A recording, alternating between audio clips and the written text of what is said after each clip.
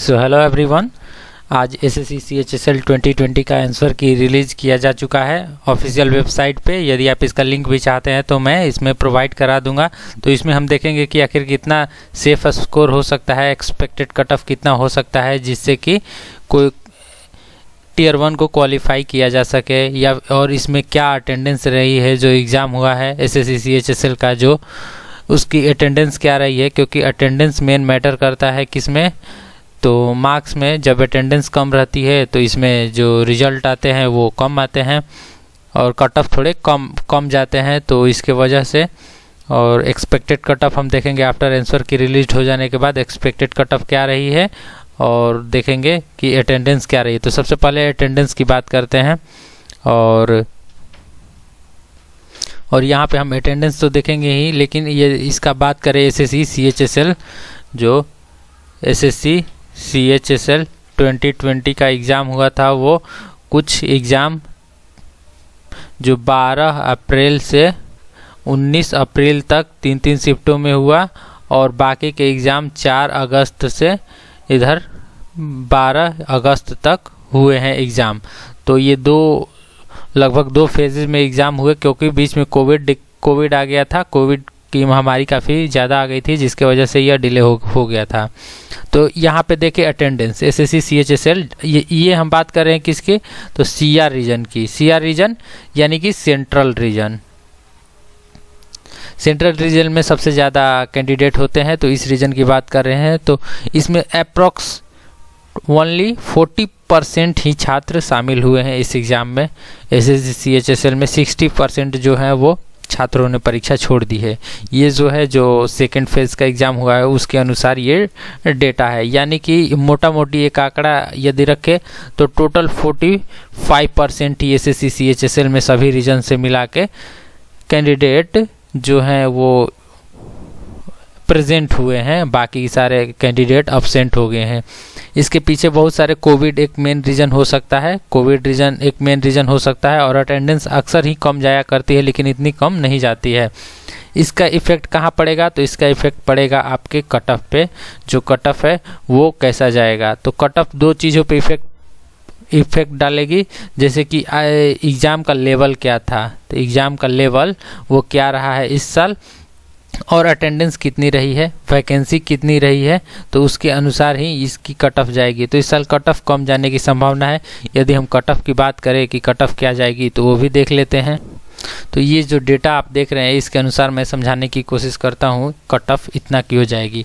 जैसे कि ये UR रीजन या UR यानी कि जनरल कैटेगरी के लिए बात करें, तो यह कट ऑफ अप्रोक्स 138 to 142 जाने वाली है। क्यों? क्योंकि इस साल पेपर का लेवल जो रहा है वो मॉडरेट लेवल रहा है।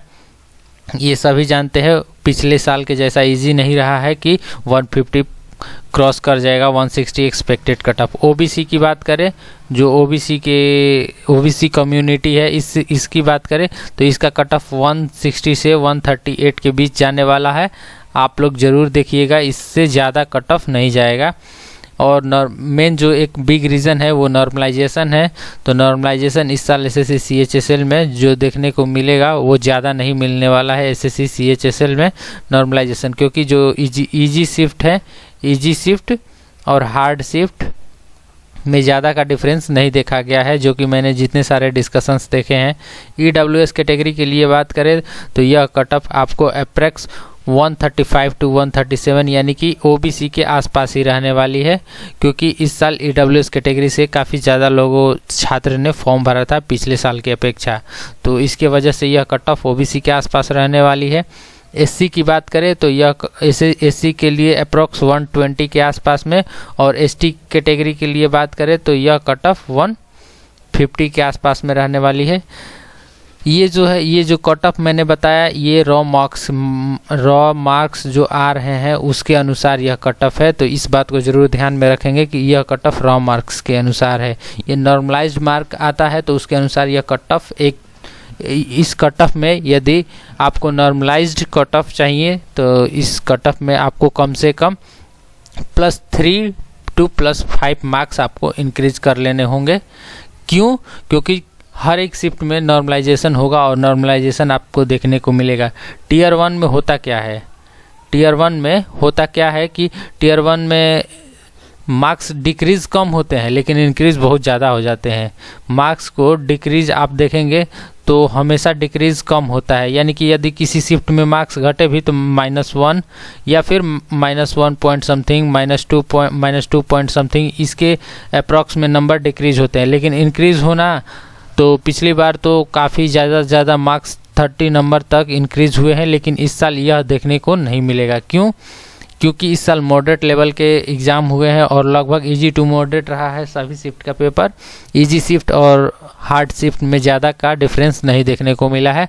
तो जो भी नॉर्मलाइजेशन होगा वो लगभग 50 to 18 के बीच ही रहने वाले हैं मार्क्स, ये हार्डेस्ट शिफ्ट की, और इजीएस्ट शिफ्ट में वहीं +1 या फिर -1 इसी के आसपास में होगा। यह जो कट ऑफ है यह रॉ मार्क्स के बेस्ड पे कट ऑफ है और थोड़े दिन बाद मैं इसको नॉर्मलाइज्ड मार्क्स के बेस्ड पे भी इसका कट ऑफ रिलीज़ करूँगा। तो यहाँ से आप देख सकते हैं SC ST, SC के लिए 120, ST के लिए 150 और EWS के लिए 135 to 137, 136 to 138 OBC कैटेगरी के लिए। इतने मार्क्स यदि आपके हैं तो आप एक सेफ जोन में है, बिल्कुल सेफ जोन में है। पिछले साल के जैसा इस साल कट ऑफ नहीं जाने वाला है, तो इसलिए आपको घबराने की बात नहीं है। कट ऑफ इससे ज़्यादा नहीं जाएगी। और रही बात कि इसका रिज़ल्ट कब से पब्लिश किया जा सकता है, तो इसका रिज़ल्ट आपको सितंबर से अक्टूबर माह में पब्लिश किया जाएगा। क्योंकि जो NRA CET आने वाला है, CET की वजह से SSC काफ़ी हर एक एग्ज़ाम में तत्परता दिखा रही है, काफ़ी जल्दबाजी में यह सभी एग्ज़ाम्स करा रही है। तो इसके वजह से सितंबर में इसका रिज़ल्ट, सितंबर या फिर अक्टूबर के मंथ में इसका रिज़ल्ट आ जाएगा, यह श्योर आ जाएगा।